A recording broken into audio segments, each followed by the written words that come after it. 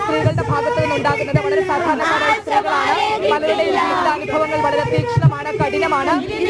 പലരും വലിയ ബുദ്ധിമുട്ടുകളിൽ നിന്നാണ് ഇവിടെ എത്തുന്നത്. ഇപ്പോൾ നിരാഹാര സമരം കിടക്കുന്ന രാജി ഭർത്താവ് ഡയാലിസിസ് ചെയ്യുന്ന രോഗിയാണ്. ഭർത്താവിനെ ഡയാലിസിസ് നടത്തിയതിനു ശേഷമാണ് എല്ലാ ദിവസവും രാജി സമരപ്പന്തലിലേക്ക് എത്തുന്നത്. 3 ദിവസമായിട്ട് ഇപ്പോൾ നിരാഹാരം കിടക്കുന്നു. അതുപോലെ അല്പ ദിവസങ്ങൾക്ക് മുമ്പ് നിരാഹാരം 5 ദിവസം പൂർത്തിയാക്കിയ ശോഭ, ഭർത്താവ് മരിച്ച സ്ത്രീയാണ്. മറ്റ് വരുമാന മാർഗങ്ങളൊന്നുമില്ല. അംബിക എന്ന ഈ സമരത്തിന്റെ മുന്നണി പോരാളിയായിട്ടുള്ള സ്ത്രീ, അവര് വലിയ ഈ പാവങ്ങളോട് ഈ കടിച്ചത് ചെയ്യണ എന്തിനാ? ഞങ്ങളെ നെഞ്ചിന് സഹിക്കണില്ല, ഞങ്ങൾക്ക് സഹിക്കണില്ല. ആരോടെ സമാധാനം പറയും എവര് ഈ പാവം എവിടെ കൊണ്ട് വയ്ക്കോ? പറയൂ, നിങ്ങൾ പറഞ്ഞു തരൂ.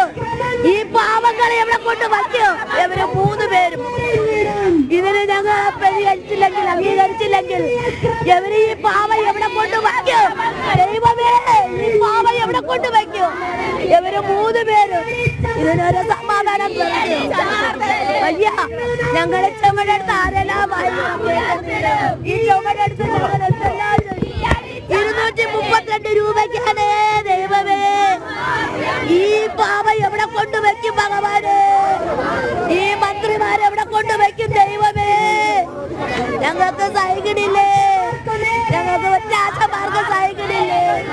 ഞങ്ങളെ ചങ്കാടെ അർത്തെടുക്കണത്, ഞങ്ങളെ ചങ്കാടെ അർത്തെടുക്കണത് ഭഗവാനെ. ദൈവമേ, തിരികെ ഭഗവാന് 232 രൂപയ്ക്കാണ് ഈ വന്ന് കിടക്കുന്നത്. ഈ മഴയത്തും വെയിലത്ത് ഭഗവാനെ, ഇതിനുള്ള കൂലി ഈ കൊടുക്കണേ. ദൈവമേ, ഈ കൊടുക്കണേ. ഞങ്ങൾ ഒന്നും പറയുന്നില്ല. വയ്യ വയ്യ, ഞങ്ങളിനി എപ്പോഴെങ്ങനെ സഹിക്കണം? 50 ദിവസം കൊണ്ട് സഹിക്കുന്ന രാവും പകലും മഴയത്തും വെയിലത്തും. വയ്യ, ഞങ്ങൾക്കിനി സഹിക്കാൻ വയ്യ, ഞങ്ങൾക്കിനി സഹിക്കാൻ വയ്യ. ഇനിയെങ്കിലും ഇവര് കണ്ണു തുറക്കണം, ഇതിനു വേണ്ടി ഇവര് കണ്ണു തുറക്കണം. ഞങ്ങളെ എത്രയും പെട്ടെന്ന് ഈ സമരപ്പന്തലിന് പറഞ്ഞു വിടണം. ഞങ്ങളെ മക്കളെ എടുത്ത്, ഞങ്ങളെ കുടുംബത്തിൽ ഞങ്ങളെ പറഞ്ഞു. ഞങ്ങൾ എത്ര എണ്ണം വന്ന് കിടക്കുന്ന ഇവിടെ സുഖമില്ലാത്തവരും അമ്മമാരെ വയസ്സായവരും മക്കളെയൊക്കെ ഇട്ടിട്ടാണ് വന്നത്.